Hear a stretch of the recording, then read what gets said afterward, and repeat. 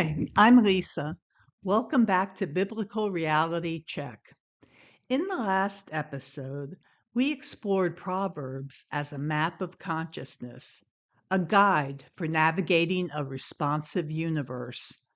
But Proverbs also gives us a key that unlocks the Bible's opening chapters. It tells us that wisdom is a tree of life in chapter 3, verse 18. And once you see that, the Garden of Eden allegory stops being a story about temptation and it becomes a story about two poles of consciousness, wisdom and folly, represented by two trees. Before the split, humanity exists in a state of alignment, coherent, unfragmented, attuned, and resonant. This is wisdom in its original form, not information, but inner order. Eden is the consciousness of unity. Proverbs 3:18 says, "Wisdom is a tree of life to those who take hold of her." This means that the tree of life equals the tree of wisdom. The tree is not a magical plant. It is the symbol of aligned consciousness.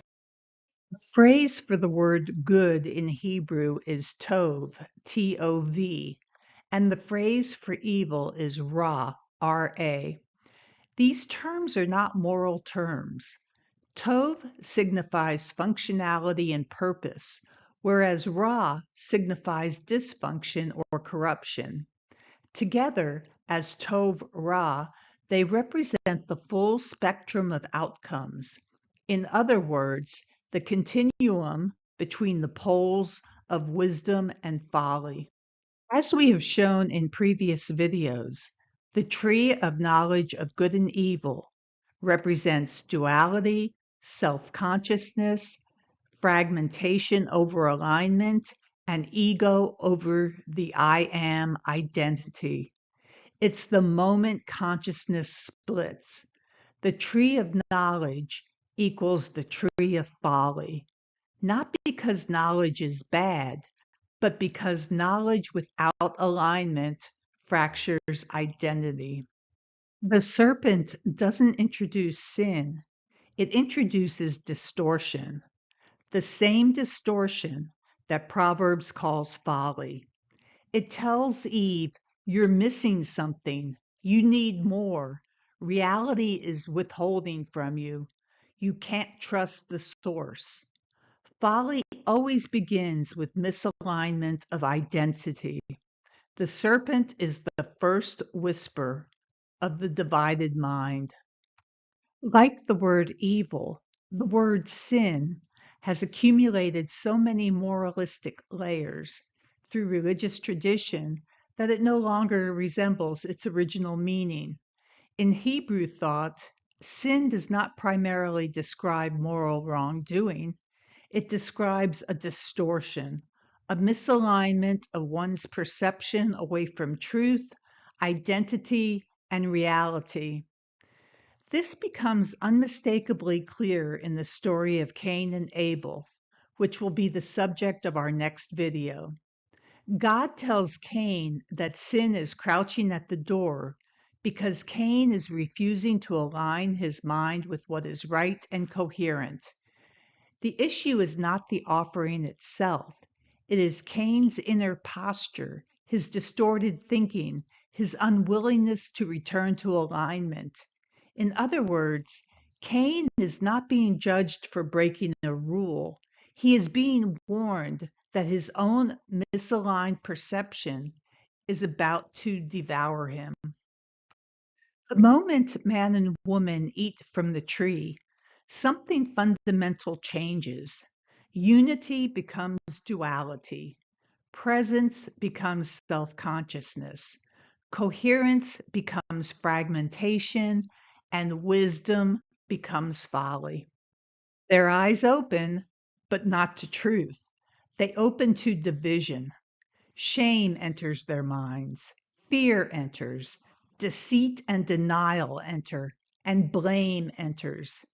These are the emotional signatures of folly because they all lead you away from your true I am identity. After the fall, humanity is barred from the tree of life, not as punishment, but as consequence. You cannot access wisdom while operating from folly. You cannot experience coherence while living in fragmentation. You cannot eat from the tree of life while rooted in the tree of knowledge. The two poles are mutually exclusive states of consciousness. The Garden of Eden reveals wisdom equals life, coherence, and unity. Folly equals fragmentation, fear, and distortion. The human journey equals returning to alignment. The entire Bible becomes a wisdom folly drama.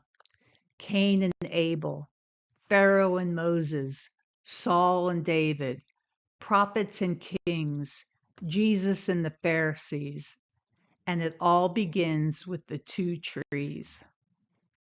Eden isn't about paradise lost, it's about alignment lost.